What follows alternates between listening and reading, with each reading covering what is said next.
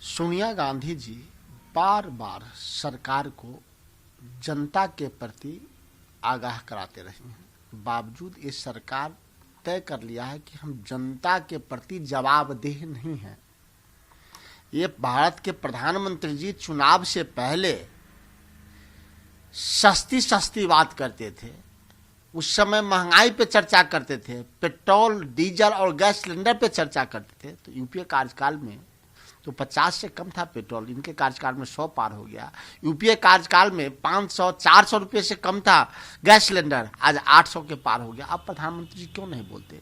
प्रधानमंत्री जी ने पेट्रोलियम पदार्थों की मूल्यों में इतनी वृद्धि कर दी गई है कि जिससे लगता है कि भारत की छवि अब धूमिल हो रही है।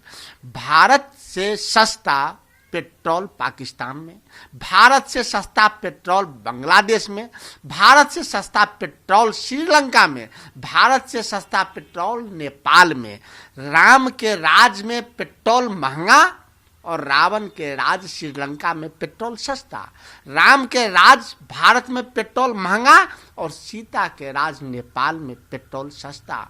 इसी तरह पाकिस्तान और बांग्लादेश में है।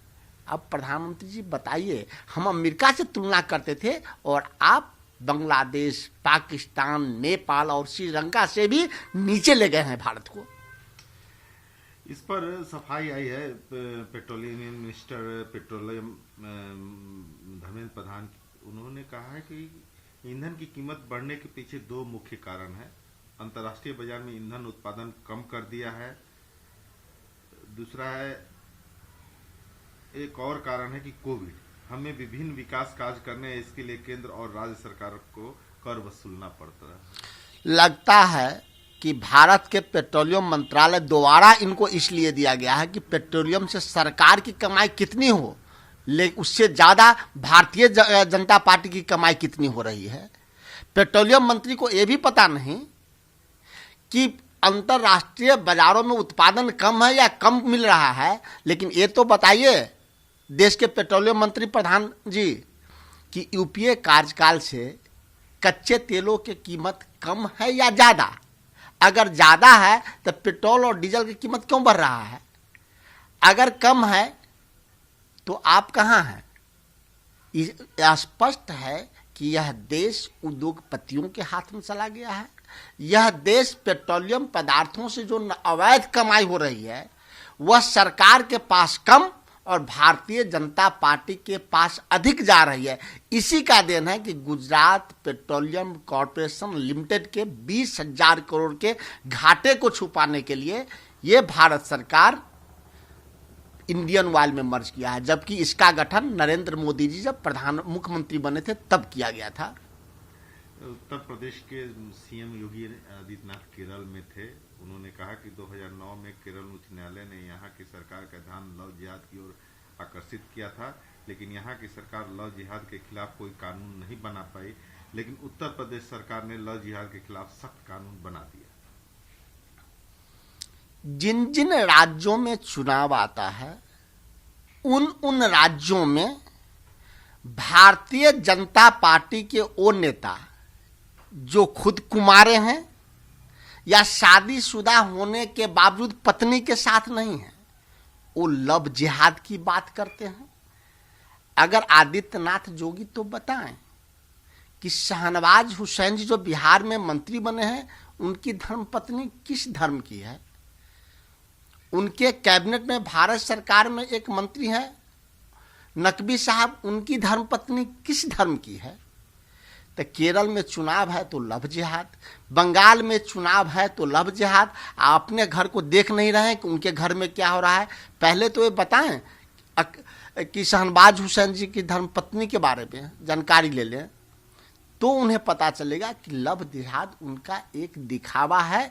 हिंदू हिंदू में तलाक हो रहा है, मुस्लिम मुस्लिम में तलाक हो रहा है।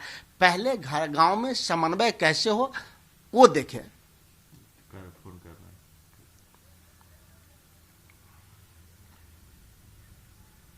यूएन चीफ ने भारत की प्रशंसा की है। मैंने संयुक्त राष्ट्र के प्रमुख ने कहा है कि भारत ने महामारी प्रतिक्रिया में वैश्विक नेतृत्व किया है।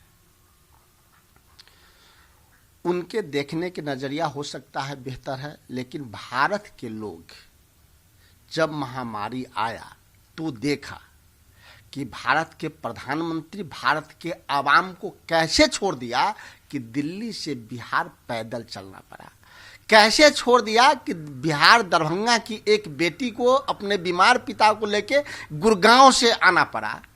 वो कैसे देख लिए कि बिहार के मुख्यमंत्री बिहार के बच्चों को बाहर छोड़ दिए, बिहार आने से मना कर दिए, तब भी उनको भारत को अच्छा लगता है।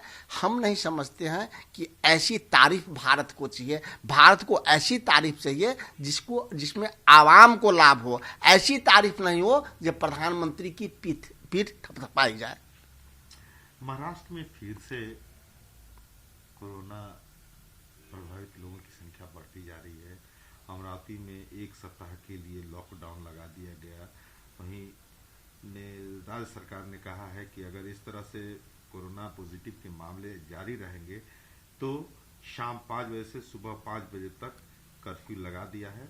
और पुणे में लगाया गया रात का कर्फ्यू। पुणे में भी संख्या बढ़ रही है और स्कूल कॉलेज 28 फरवरी तक बंद रहेंगे, यह भी घोषणा की। देखिए, सिर्फ महाराष्ट्र पुणे अमरावती की बात नहीं है, संपूर्ण देश में जांच अगर ठीक से हो तो आपको पता चलेगा कि कोरोना अभी है, कोरोना गया नहीं है। क्या काम हुआ जो कोरोना चला जाएगा? कोरोना आया कैसे वो पता नहीं चला, चला कैसे जाएगा ये कैसे पता चल जाएगा? भारत सरकार और राज्य सरकार कोरोना जांच में फेल है। बिहार में भी अगर जांच होगी तो आपको पता चलेगा कि बिहार की भी यही स्थिति है।